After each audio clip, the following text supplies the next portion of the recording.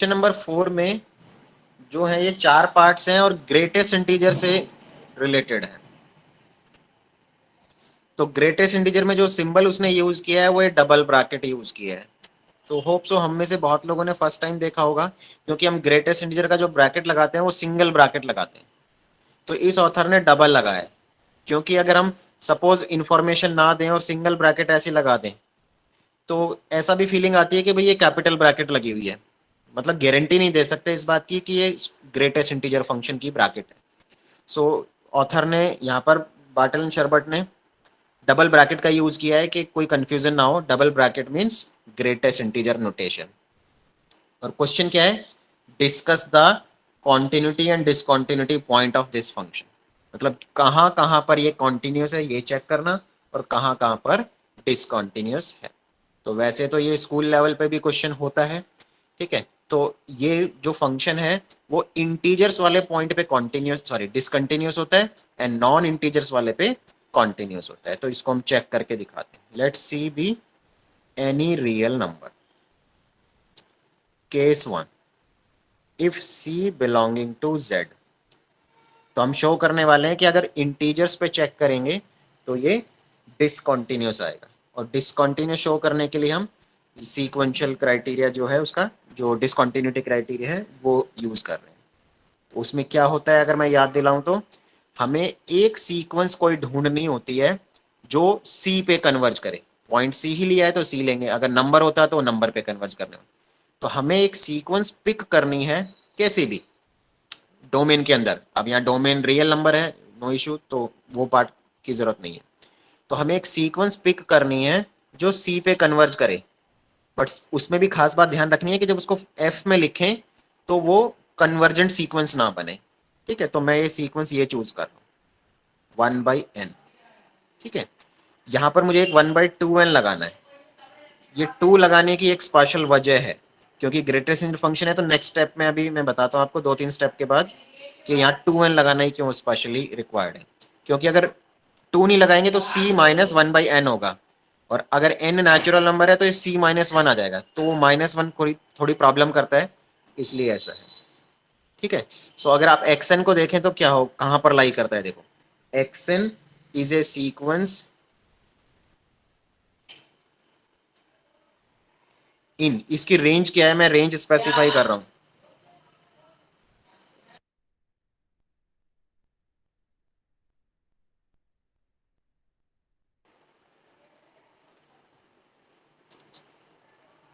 c-1/2 comma c। ठीक है, c तो कभी होगा नहीं, आप ट्राई करिए, तो ओपन इंटरवल। अच्छा, 1 लिखेंगे तो कितना आएगा, c-1/2 आया।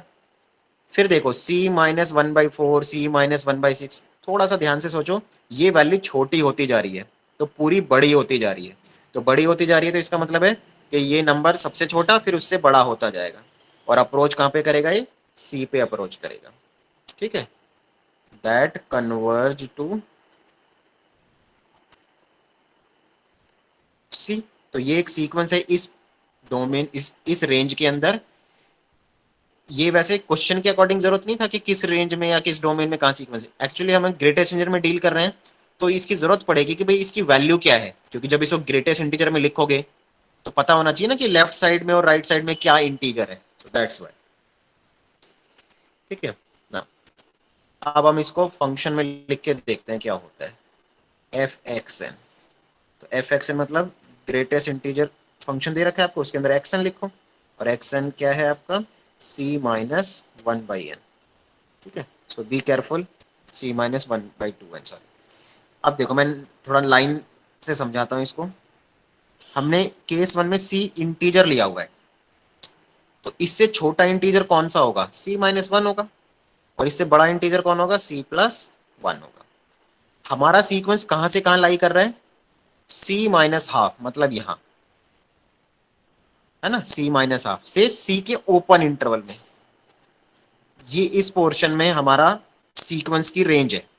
तो जब इस टाइप के नंबर को आप ग्रेटेस्ट इंटीजर में लिखोगे तो आउटपुट क्या मिलेगा, c-1। इसको मैं नंबर से समझाता हूं। सपोज ये लिखा है 5, तो ये हो गया 4 और ये हो गया 6।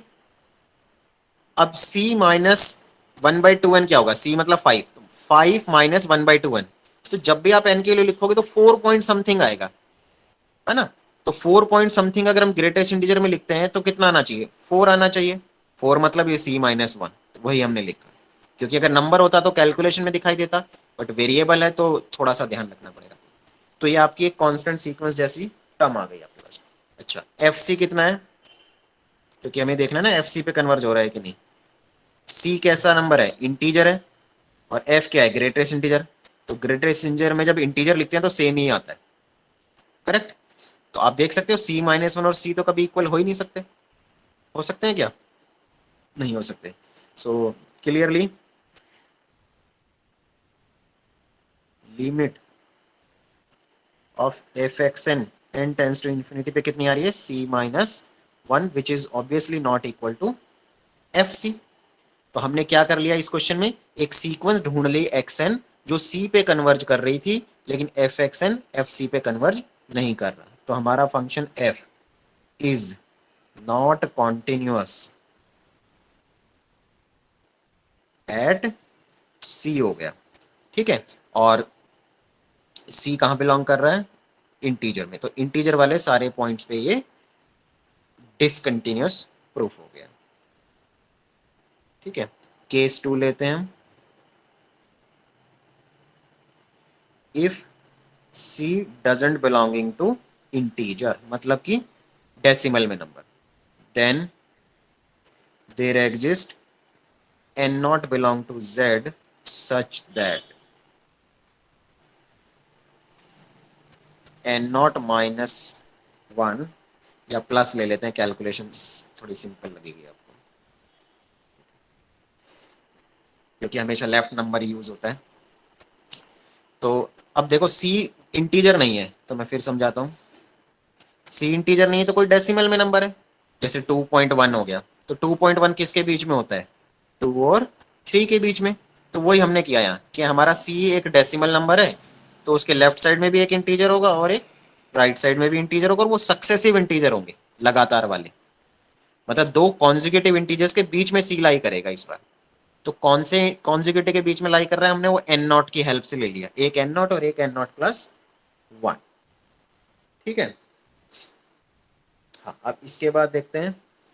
अब और इस अगर इस कंडीशन का हम यूज करें कि ये आया कैसे, ऐसा पॉसिबल है या नहीं, तो ये आर्किमिडीन ने कहा था एक्चुअली, है ना, बाय आर्किमिडीन प्रॉपर्टी।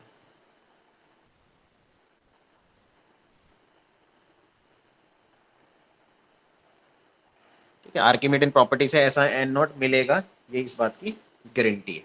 अब हमें शो करना है कि हमारा फंक्शन कॉन्टिन्यूअस है, तो let epsilon greater than 0 be given. अब डेल्टा लेते हैं, take delta is equal to minimum of, delta इसमें बड़ा केयरफुली लेना है और आपको समझना भी है कि कैसे लिया। तो देखो डेल्टा कैसे लिया इसमें, ये ऊपर वाली पिक्चर दोबारा बना रहा हूं मैं, ये मेरा एन नॉट, ये सी, और ये एन नॉट प्लस 1, ठीक है। तो हम एक ऐसा इंटरवल बनाना चाह रहे हैं जिसमें वो इंटरवल इसके बीच में ही रहे, एन नॉट और एन नॉट प्लस 1 के बीच में, है ना। सी तो पता ही है कैसे बनाते हैं इंटरवल, सी माइनस डेल्टा से सी प्लस डेल्टा। तो डेल्टा हमें ऐसा चाहिए कि इस इंटरवल के बाहर ना जाए, तो हम क्या करेंगे, सी में से एन नॉट को माइनस करेंगे और देखेंगे कितना बच रहा है। अगर सी और ये सब नंबर होते हैं तो आसानी से नंबर में दिख जाता डेल्टा, बट अभी हमें पता नहीं ना कि सी बिल्कुल बीच में है, सी एन नॉट के पास है, या सी एन नॉट प्लस 1 के ज्यादा पास है, जैसे 2.1 है या 2.9 है, ये नहीं पता, ठीक है, इसलिए ऐसा करना पड़ रहा है। अच्छा, अब इस बड़े वाले में से सी को माइनस करिए, N not plus 1 minus C, ठीक है, no doubt it is positive, क्योंकि हमने बड़े में से छोटे को माइनस किया है हमेशा, ओके। अब मिनिमम लिया इसमें, तो पिक्चर के हिसाब से हमें ये वाला पोर्शन ही मिनिमम दिख रहा है, तो अगर मैं ओपन इंटरवल बनाऊं तो इस टाइप का कुछ बनेगा यहाँ पर, है ना। ये वाली जो लेंथ ली गई है, ये डेल्टा लेंथ ली जा रही है। ये पिक्चर में आप सी बिल्कुल बीच में भी ले सकते हैं, एक बार उधर भी, समझने के लिए, एनालिस्टिक तो यही है कि आपको मैथमेटिकल कैलकुलेशन में दिखाना हो, पिक्चर सिर्फ आपकी पर्सनल अंडरस्टैंडिंग के लिए, ठीक है। तो अब आपके पास एक इस टाइप का नंबर मिल गया। तो इससे आपको क्या पता चल रहा है कि आपका जो x है वो हमेशा एन नॉट और एन नॉट प्लस वन के बीच में रहेगा, है ना। That is so if mod x minus c is less than delta, जो कि डेल्टा मैं ये ले रहा हूं, then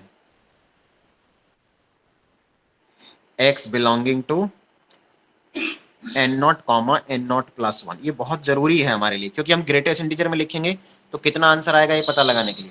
I am repeating this part इस पिक्चर के हिसाब से। सी एक नंबर है, सी में से एन नॉट माइनस किया तो कितना बड़ा नंबर आएगा, ये यहां से यहां तक जो लेंथ है ये आ जाएगी। फिर एन नॉट प्लस वन में से सी माइनस किया तो इधर वाली लेंथ आ जाएगी। मुझे छोटी चाहिए तो छोटी इधर वाली है, तो फिर हम कहते हैं वो डेल्टा मान के हमने एक इंटरवल बनाया। ये देखो ये इंटरवल ही रिप्रेजेंट करता है ना ये। इसका मतलब क्या होता है इसका, mod x minus c less than delta का x belong to c minus delta to c plus delta. तो हम यही समझा रहे हैं, ये सिर्फ हमने समझा अपने लिए लिखा, हम चाहे तो छोड़ भी सकते हैं नीचे वाली लाइन को, कि if x satisfy this condition then x lies between these only, क्योंकि वो इस छोटे से पोर्शन में ही होगा जो ओपन इंटरवल मैंने बना रखा है। ठीक है, तो अब देखो इससे हम कंडीशन, इस कंडीशन का यूज करके कैसे करेंगे। ठीक है, तो this implies f x minus f c निकालते हैं। तो एफ एक्स क्या है आपका, ये माइनस एफ सी। ठीक है, अब x कहां बिलोंग कर रहा है ध्यान दो, एन नॉट और एन नॉट प्लस वन के बीच में। तो ग्रेटर इंटीजर में लिखोगे तो छोटे वाला इंटीजर आ जाएगा ना। इस स्टेप पे जरूरत पड़ रही है उस पिक्चर को सही से समझने की। और c क्या है, c इंटीजर नहीं है, ध्यान रहे। c क्या था, एन नॉट। मैं दोबारा दिखाता हूँ, देखिए c कहां बिलोंग कर रहा है, इन दोनों इंटीजर्स के बीच में, जैसे 2.2 2.5। तो जब इसको ग्रेटेस्ट इंटीजर में लिखेंगे तो क्या आंसर आएगा, एन नॉट आएगा। ठीक है, और x इसके बीच में था, x इसके बीच में है ना। तो x इसके बीच में है, तो इसके बीच का कोई भी नंबर अगर फंक्शन में लिखेंगे तो ग्रेटेस्ट इंटीजर निकालेंगे तो भी एन नॉट आएगा, क्योंकि वो भी एक ग्रेटेस्ट इंटीजर जाने वाली वैल्यू है ना। तो देखो क्या होगा, सो सी डालेंगे तो भी एन नॉट आएगा। So this is zero which is less than epsilon. ठीक है, क्योंकि यहाँ पर तो जीरो ही आ गया, कोई स्पेशल कंडीशन ही नहीं जरूरत पड़ी। तो एफ कंटिन्यूटी की कंडीशन सेटिस्फाई कर रहा है। So F is continuous at C where C belonging to R minus Z, मतलब इंटीजर छोड़ के सारे रियल नंबर। ठीक है, तो इन दोनों केस से हमें एक इंफॉर्मेशन मिलती है जो आपको समझनी चाहिए कि this is continuous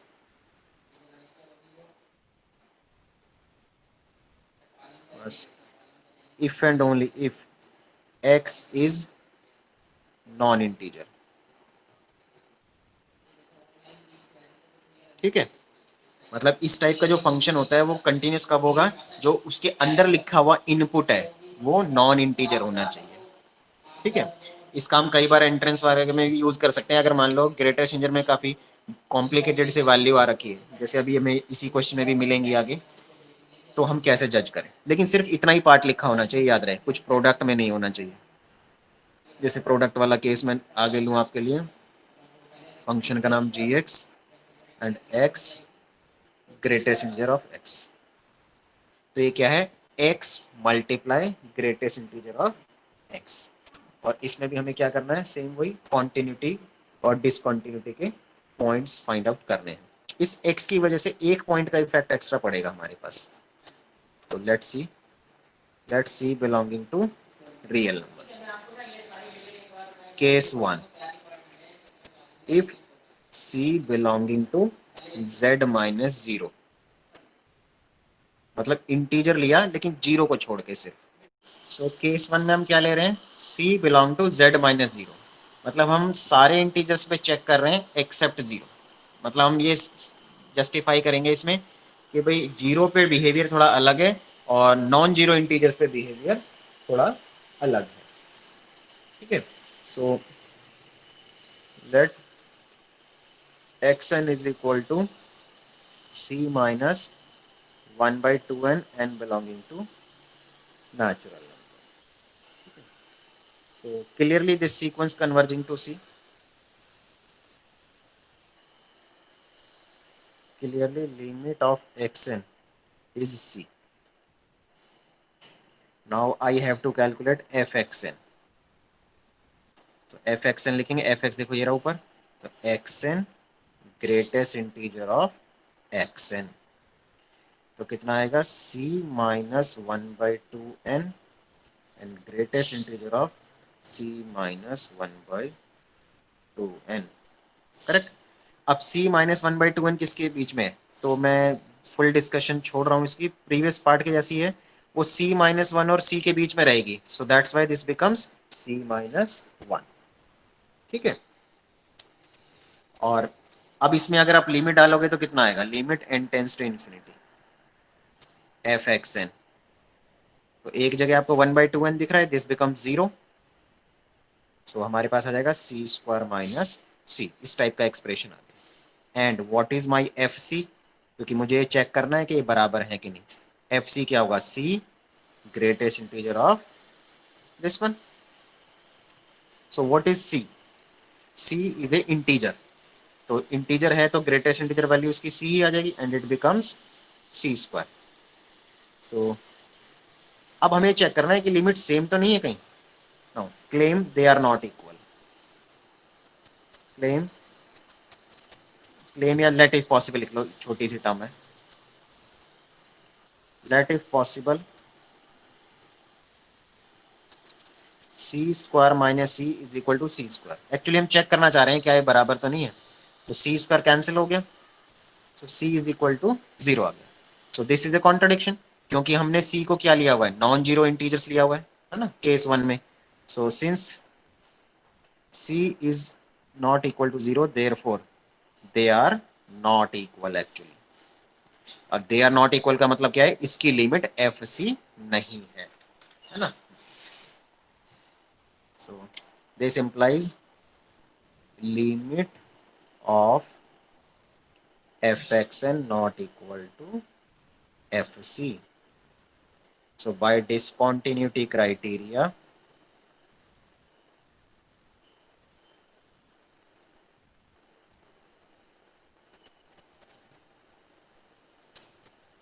yeah, f is not continuous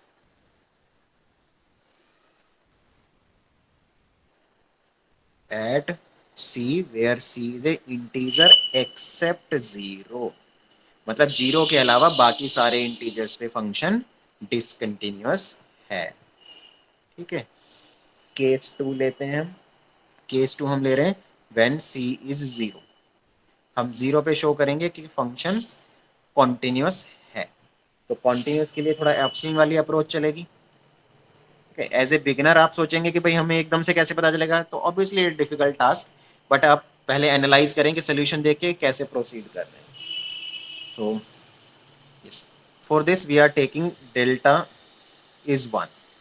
अब क्यों डेल्टा 1 ले लिया, उसकी क्या वजह है, मैं कर रहा हूँ 0 पे चेक, और मेरी सबसे बड़ी प्रॉब्लम है ग्रेटेस्ट इंटीजर फंक्शन का बिहेवियर, जो कि एक इंटीजर्स के बाद में बदल जाता है, ठीक है। सो मैं डेल्टा को 1 से बड़ा नहीं रख सकता, 1 से बड़ा रखूंगा तो इंटरवल मेरा -1 के इधर आ जाएगा, तो डबलिंग दिखाने लगेगा बिहेवियर में। आप ये सोच सकते हैं कुछ भी ले लूँ दोनों इंटरवल में तो आएगा ही आएगा, तो वो तो पॉसिबल ही नहीं है कि आप एक तरफ इंटरवल में चले जाएं, शिफ्ट कर दें, है ना। तो let's see what happened. So if mod x minus C, C क्या है 0, लेस देन डेल्टा, डेल्टा क्या है 1, दैट इज 0 को हटा दो यहाँ से, mod x less than 1, open करो ब्रैकेट को, x की वैल्यू -1 to 1, ठीक है। अब आप ध्यान से सुनो मेरी बात, x की वैल्यू -1 और 1 के बीच में, तो जो इसका ग्रेटेस्ट इंटीजर आउटपुट है वो क्या होगा आपके हिसाब से, अगर ये -1 और 0 के बीच में रहा तो आंसर आएगा -1, और अगर ये 0 या 0 और 1 के बीच में रहा देन आउटपुट इज 0। मैं क्या कह रहा हूं, अगर x की वैल्यू -1 और 1 के बीच में है तो इसमें से कोई भी नंबर पिक करके आप ग्रेटेस्ट इंटीजर में पुट करोगे तो यही दो ऑप्शन है, थर्ड ऑप्शन नहीं है, ठीक है। अब इसका मॉडुलस निकालो फिलहाल, क्योंकि मॉडुलस की जरूरत पड़ेगी मुझे, क्योंकि मॉड में लिखूंगा ना अभी। सो मॉडुलस 0 और 1 आएगा। सो कैन आई से दिस इज लेस देन 1, कह सकता हूं मैं। इनइक्वालिटी का यूज करना है मुझे, तो ये मेरा चल जाएगा। सो इफ दिस, देन मुझे क्या चाहिए, जी एक्स, आई थिंक फंक्शन का नाम जी एक्स ही रखा था, यस, जी एक्स माइनस जी सी। सी कौन है, 0, और मुझे दिखाना है लेस देन एप्सिलॉन। तो मेरा जी एक्स क्या है, x greatest integer of x minus, यहाँ 0 लिखोगे तो 0 ही आ जाना है। नाउ मॉडुलस ब्रेक करो, मॉड एक्स, और देखो इस पे मॉड आ गया ना, इसलिए मैंने पहले से वो निकाल के रखा था, less than equal to mod x, and I have shown that this value is less than 1। ये ऊपर करी थी ना, तो यहाँ पे लिख दो 1। सो कितना आ गया मेरे पास, ओनली मॉड एक्स। और मॉड एक्स देखो किससे छोटा है, यहाँ देखो डेल्टा से, है ना, तो डेल्टा एस छोटा है। तो अब मुझे डेल्टा फाइनली क्या रख लेना चाहिए, दो कंडीशन लगानी चाहिए। एक तो मुझे ये रखने, अच्छा मैंने यहाँ डायरेक्ट 1 लिख दिया, आई am sorry. Delta is minimum and 1 of this, I am sorry. So delta is, या फिर आप डेल्टा यहाँ को छोड़ ही दो, इसको ना दो कंडीशन डाल दो, इसको छोड़ दो आप यहाँ पर। If delta is 1 then this happens, या डेल्टा को भी हटाओ, डायरेक्ट लिखो if this term is less than 1 then this happens, and this value is equal to epsilon if, इसको इसको छोड़ दो, and this if mod x is, I am saying less than, is less than epsilon. तो double condition आ गई mod x पे। तो अब दैट इज, मुझे डेल्टा क्या लेना चाहिए, if delta is minimum of, एक बार मैंने 1 चूज किया और एक बार ये वाली एप्सिलॉन लिखा। If delta is minimum of 1 and epsilon, then we are able to show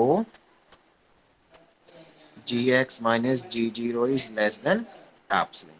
मैं एक बार दोबारा एक्सप्लेन कर देता हूं इसको। g is continuous at 0, ठीक है, वो थोड़ी मेरी कटिंग हो गई, so sorry for that. If c is equal to 0, अब मैं शो करना चाहता हूं कि मेरा फंक्शन 0 पे कॉन्टिन्यूस है, तो let epsilon greater than 0 arbitrary. अच्छा, अब मैंने एक कंडीशन लगाई mod x minus c less than 1 की, ठीक है, तो 0 हटाएंगे तो ऐसा बनेगा, मॉड ओपन किया। अब अगर x की वैल्यू -1 और 1 के बीच में है, तो जैसा कि अभी पहले एक्सप्लेन किया, मॉड सॉरी ग्रेटेस्ट इंटीजर की वैल्यू के दो ऑप्शन है, and if I choose modulus then value is either 0 और 1, तो मैं कह सकता हूँ लेस देन और equal to 1। Now consider g x minus g zero, g x की वैल्यू लिखी, और जी एक्स में 0 डालेंगे तो 0 आएगा, 0 हटा दिया। Now this value is less than equal to 1, mod X आ गया। अब मुझे शो करना है मेरा जो टर्म है वो लेस देन एप्सिलॉन है, ये मॉड एक्स माइनस सी वाली टर्म आ गई ना, ठीक है। तो mod x less than epsilon कब होगा, व्हेन आई टेक दिस, ये कंडीशन डाली है मैंने कि when I take mod x less than 1। तो मुझे दो बार कंडीशन डालनी पड़ी कि mod x minus 0 less than epsilon है, और ऊपर डालना पड़ा 1।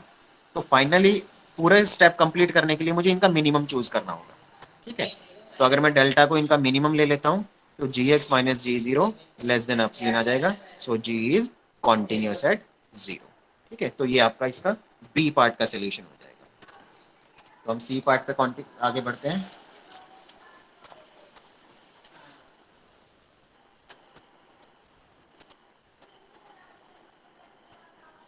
सी, अच्छा सी पार्ट नहीं अभी, I am sorry, c part पे नहीं, अब इसका केस 3, जब सी इंटीजर नहीं होगा। So case 3, if C belonging not belonging to Z, by Archimedean property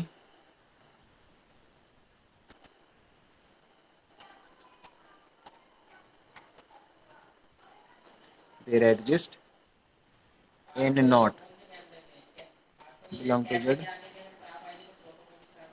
such that, कि जो मेरा सी है वो इन दोनों के बीच में रहेगा, ठीक है। Now let epsilon greater than 0, हमारा एम वैसे कॉन्टिन्यूस दिखाना है इस बार, ठीक है। So let epsilon greater than 0। Now take delta, तो डेल्टा मैं अभी छोड़ देता हूँ कि क्या लेंगे और क्यों लेंगे, वो हमें आगे पता चलेगा, है ना। So if mod x minus c less than delta and, और डेल्टा मैं इतना छोटा लेना चाहूंगा कि ये वाली वैल्यू इसके बीच में ही रहे, मतलब इसके बाहर मैं नहीं जाना चाहता, एन नॉट से एन नॉट प्लस वन के बाहर नहीं जाना चाहता मैं। आप चाहें तो वो डेल्टा पे कंडीशन यहाँ भी ऊपर डाल सकते हैं सब। देन क्योंकि इफ लगाया ना तो ये दोनों कंडीशन हम एज्यूम कर रहे हैं कि भाई सी, देखो मैं पिक्चर में समझाता हूँ, ये सी है, ये एन नॉट है, ये एन नॉट प्लस वन है। तो हम कह रहे हैं कि भाई डेल्टा ऐसा चूज कर रहे हैं कि एक्स इसके बीच में रहे, तो ऑब्वियसली अगर बड़ा होगा तो छोटा करके अंदर ले आएंगे, तो ये पॉसिबल है। तो फंक्शन का नाम है जी एक्स माइनस जी सी। तो जी एक्स की वैल्यू है आपके पास X greatest integer of X, C greatest integer of C. अच्छा जी, एक्स, इस एक्स को अब देखो एक्स इसके बीच में, उसको ग्रेटेस्ट इंटीजर में लिखोगे तो कितना आएगा एन नॉट, और सी भी इनके बीच में ही है एन नॉट और एन नॉट प्लस वन के बीच, उसमें भी कितना आएगा n not. So n not बाहर ले लो, मॉडुलस रहेगा एक्स माइनस सी। अब देखो ये डेल्टा होता है एक हिसाब से, है ना। अब ये डेल्टा में क्या रखता, मेरा एम तो लेस देन एप्सिलॉन बनाना है ना, तो n not and this is delta, and what should be the delta so that it becomes epsilon or less than epsilon, whatever. So this is epsilon by n naught, sorry modulus, I'm sorry। अब सिर्फ अगर n not लगा दूं तो थोड़ी दिक्कत है, n not zero भी हो सकता है, तो मैं n नॉट प्लस वन लगा दूंगा यहाँ। तो this value is less than one, जैसा कि हम बहुत बार कर चुके हैं। So whole expression is less than epsilon. तो मैं ऊपर डेल्टा की वैल्यू लिख देता हूँ, g is continuous at c where c is not an integer। तो मुझे डेल्टा क्या फिल करना चाहिए, so the appropriate delta for this problem is one by mod of n not plus one. ठीक है, तो इस सुटेबल डेल्टा के लिए हमारा जी फंक्शन कॉन्टिन्यूस फंक्शन की प्रॉपर्टी सेटिस्फाई करेगा। यहाँ पर प्रॉब्लम आ रही है ना, तो यहाँ पर आप ऐसे लिखो n not by n not plus one multiply epsilon. ठीक है, तो अब तो लिख सकते हो ये दिस इज, ये कितनी वैल्यू है लेस देन वन है ना ये, तो this is one times epsilon which is epsilon, ऐसे लिख सकते हो। ठीक है, तो डेल्टा की वैल्यू क्या होगी एप्सिलॉन बाई ए, सॉरी यहाँ एप्सिलॉन लगाया था ना, epsilon by n not plus one ले लेंगे, और ये n not by n not plus one जो है लेस देन वन होगा, बिकॉज न्यूमरेटर छोटा है डिनोमिनेटर बड़ा है, तो this is less than one. ठीक है, अब इसी एग्जाम्पल में सी पार्ट देखिए, फंक्शन का नाम एच एक्स है बुक के अकॉर्डिंग, बाकी कुछ भी लिख सकते हैं। साइन एक्स लिखा है ग्रेटेस्ट इंटीजर में। ठीक है, तो अब साइन एक्स को अगर हम ऐसे डील करेंगे जैसे अभी एक एक पॉइंट पे डील कर रहे थे, तो काफी कॉम्प्लिकेटेड होगा। तो उसके लिए हम एक स्टेप यूज करेंगे जो हमने इसके ए पार्ट में कमेंट किया था, we know greatest integer function this one, और यहां पर कोई नंबर लिख देते एक्स इज कॉन्टिन्यूअस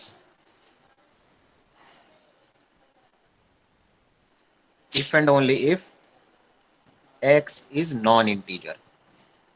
ठीक है, ये कंडीशन होती है, इसका हम यूज करते हैं यहाँ पर। So therefore H is continuous if and only if sin x is non-integer।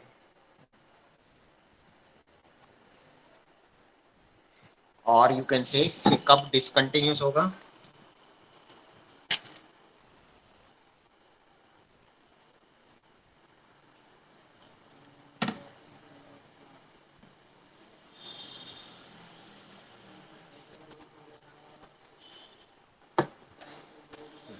और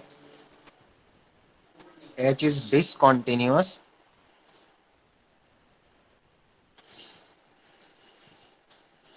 if and only if sin x is an integer.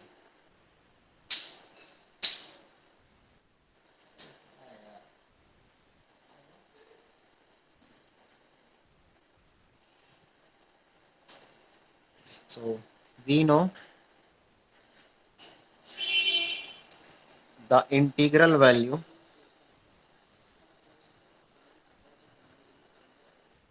of sin x are -1, 0 and 1 only. ठीक है, यही थ्री होती है. एक और बिहेवियर हम इसका लिखने वाले हैं. We know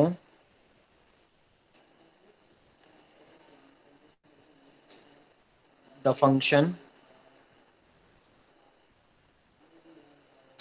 greatest integer of x is discontinuous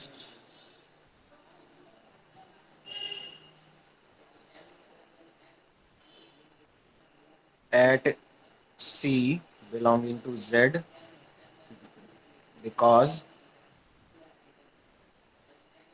इसकी जो लेफ्ट हैंड लिमिट होती है वो c-1 निकल के आती है, राइट हैंड लिमिट और एफ सी की जो वैल्यू होती है वो c निकल के आती है.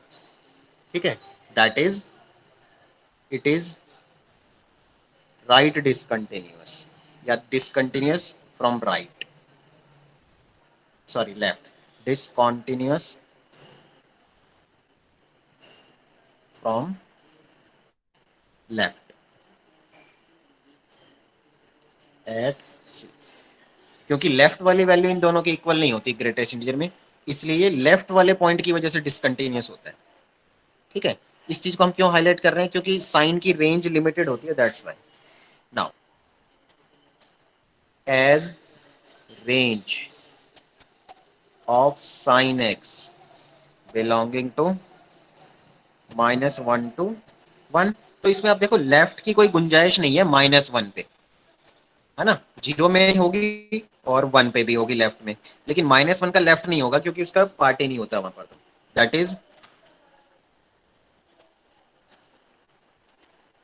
Is not able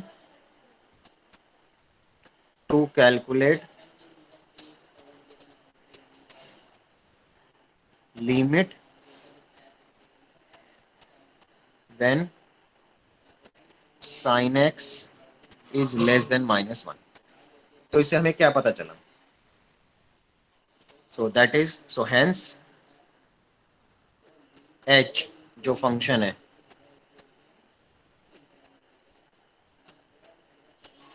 this is not continuous या डिसकंटिन्यूअस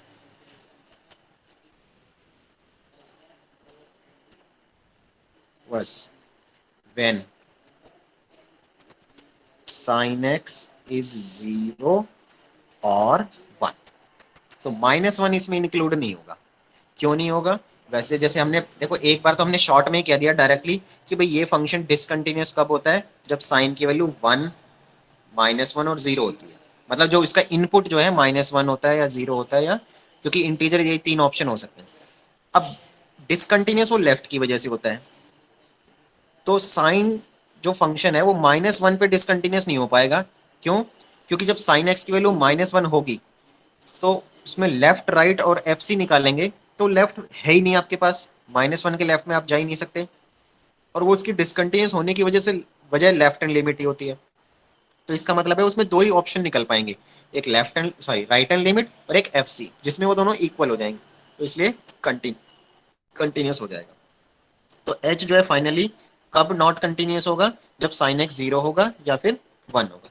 अगर आप एक्स की वैल्यू निकालना चाहते हैं कि क्या होगा, तो आप इसमें वो प्रिंसिपल सोल्यूशन जनरल सोल्यूशन की हेल्प ले सकते हैं, या फिर मैं बता देता हूँ साइन एक्स 0 कब होता है, जब एक्स की वैल्यू n पाई होती है, n belonging to z, and 1 कब होता है, तो उसके लिए फॉर्मूला बनाना पड़ेगा आपको, sine x equal to sine pi by 2, और इसमें प्रिंसिप जनरल सोल्यूशन का फॉर्मूला लगाएंगे n pi plus -1 raise to power n into pi by 2, where n belonging to, दोनों के n अलग अलग है. ठीक है, वो अलग पार्ट है वो अलग, तो जितने भी पॉइंट्स यहाँ पर आ रहे हैं इन पॉइंट्स पे आपका फंक्शन कॉन्टिन्यूस नहीं है। ठीक है, तो इस टाइप की रीजनिंग से आप इसका कंक्लूजन दे सकते हैं। अदरवाइज एक एक पॉइंट पे तो चेक करना थोड़ा कॉम्प्लिकेटेड रहेगा। इसका करने में किया जा सकता है, मैं नहीं कह रहा नहीं किया जा सकता। तो अब नेक्स्ट और लास्ट पार्ट है इसका,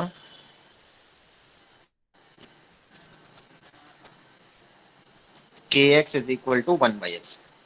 तो हम सेम टाइप की स्टोरी डिस्कस कर सकते हैं। ये कब डिसकंटिन्यूस होगा? जब ये इंटीजर होगा। और ये इंटीजर कब होगा? जब x 1/n टाइप होगा। So we know greatest integer is not continuous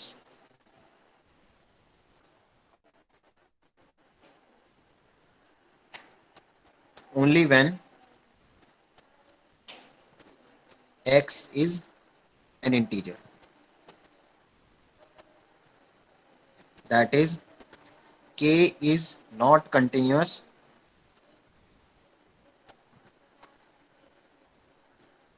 only when 1/x belonging to z। ठीक है, तो 1/x belonging to z का मतलब क्या होगा? ये z में कब बिलोंग करेगा? तो आपको वो नंबर पता लगाना है। So that is x is equal to of the type 1/n, n belonging to z except 0, n 0 नहीं ले पाओगे आप, है ना? क्योंकि ये इंटीजर कब कब बनेगा? जब जैसे आप x की वैल्यू 1 लोगे तो इंटीजर बनेगा, x की वैल्यू 1/2 लोगे तो 2 बन जाएगा, x की वैल्यू 1/3 1/4 लोगे तो इंटीजर बनता जाएगा। -1 से भी बनेगा, -1/2 से भी बनेगा, -1/3 से बनेगा। सो 1/n टाइप के सारे पॉइंट आएंगे, बट n 0 अलाउ नहीं करेंगे क्योंकि इंटीजर में 0 भी आ जाता है ना, तो दैट्स वाई। तो बाकी सब पे तो आपका ये फाइनल आंसर आ गया कि आपका के फंक्शन कब कंटिन्यूस है? Only when x is equal to 1/n and not equal to 0। तो ये आपका इसका सोल्यूशन हो गया यहाँ पर तक।